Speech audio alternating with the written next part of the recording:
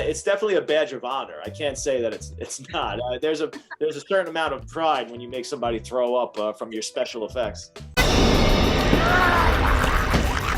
You're really weird, you know that? I believe him. About what?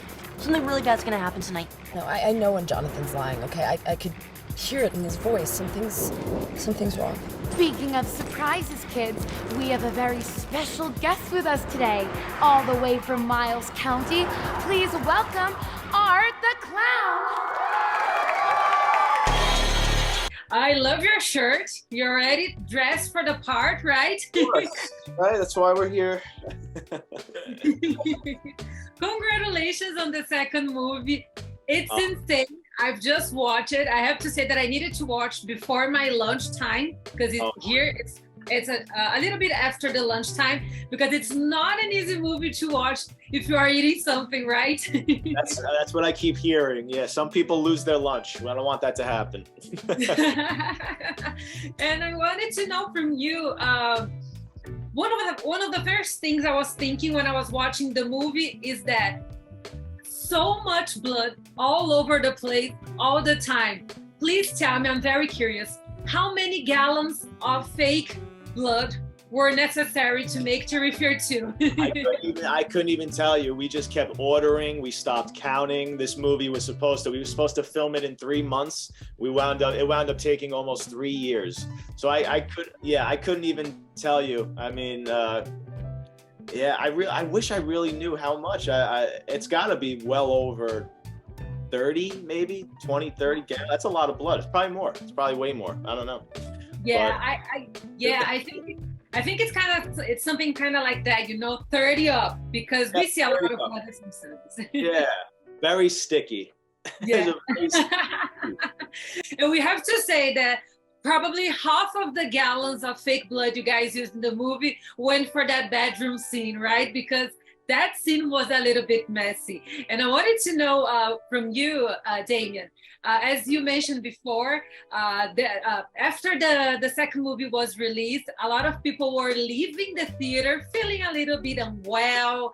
How was that for you when you got those reactions from the audience after the first hit, which was like in 2016? It was very surreal, very surreal. I remember I was leaving a screening with my buddy George, who's our producer, and he's also the director of photography. And we were taking the cab home, and I'm looking through Instagram or Twitter, and I see these posts popping up, and a picture of somebody passed out in a movie theater, and 2 paramedics in front of them. It looks staged, with the Terrifier poster over this person's shoulder, and it's saying, "This guy just passed out in my theater watching Terrifier 2." And I'm like, "Do you see this? Is this real? Is this happening?" And then sure enough, like multiple posts like that started coming out, and someone showed like a picture of vomit on the floor, and they said, "This just happened in my theater watching Terrifier 2."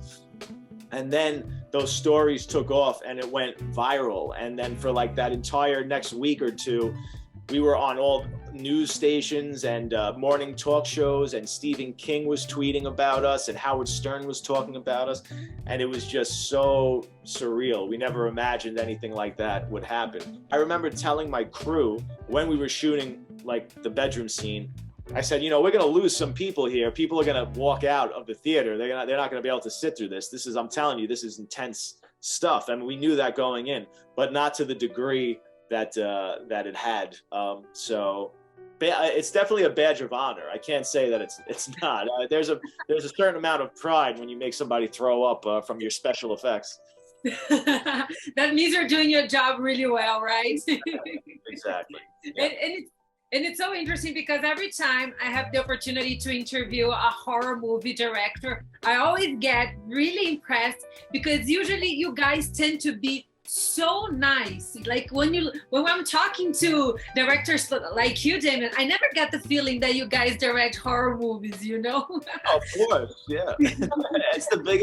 It's the biggest misconception, and all the horror directors that I grew up idolizing and who inspired me, they're the exact same way, at least when I see them in interviews. They're all so nice, and this is the way that we deal with the dark side of reality and our own mortality. I think we're very soft, actually, and that's kind of our way of doing our best to conquer the monsters in reality that frighten us, or our own mortality that we're dreading.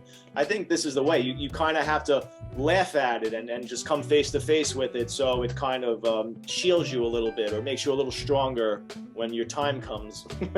I love that reflection, because that is so true. Like, each and every director from horror movie that I have interviewed before, they are adorable, and that's like mind-blowing for me. And if you could have a crossover between art and each and any other supervillain from horror movies, I also have to say that art has become part of this role of great horror movie villains, right? And if you could cross over him with another one, such as Pennywise, Jason, Freddy Krueger, which one would you choose to put them on screen together? Hands down, it would be Freddy Krueger. Awesome. Yeah, Why? Because they both have these dark senses of humor, and I sort of consider Art the Clown to be the first silent Freddy. They both have a very similar sense of humor, and I think the two of them kind of playing off of one another and sort of hearing Freddy's remarks about the things that Art the Clown is doing, and just almost giving a voice to Art the Clown would be amazing. And they could either fight each other, or they could team up and go on a killing spree. And I would love to see that. That would be interesting. A very interesting combination. Yeah. And what about Terrifier 3? Recently, you have posted a tweet saying that Terrifier 3 is a big promise. So what can we expect as horror fan movies of Terrifier 3? Is it going to be bloodier, bigger, wider? Always. I mean, my thing is always just be bigger, bolder, better, more over the top, more. I will say this, though. I'd like to purposely try and make this one in particular scarier than all the other ones. I feel like I kind of lost that a little bit. It could be because they got disturbing, they're bloody, it's more, and now you have the more mystical, sort of fantastic element with the Sienna character, which I love, and I really wanted to kind of cross those genres of the gritty slasher with the fantasy sort of sword and sorcery genre, which I'd never seen before. But I don't want to lose sight of it being a very scary movie, so I want to try and make it the scariest one. It's going to be bigger, it's going to be crazier. We brought up so many questions in part 2 that people desperately want answers to, so hopefully I'll be able to answer some of the questions that people have without spelling everything out to a T, because I don't like doing that. I like some of the ambiguity with Art the Clown. I think that adds to his charm and the creep factor. And you're going to get a lot more of Sienna, because Sienna is definitely Art's nemesis now, and she's just as important as he is, if not more. I mean, this is just as much her franchise moving forward as it is his. So there's going to be a lot to explore with both characters moving forward.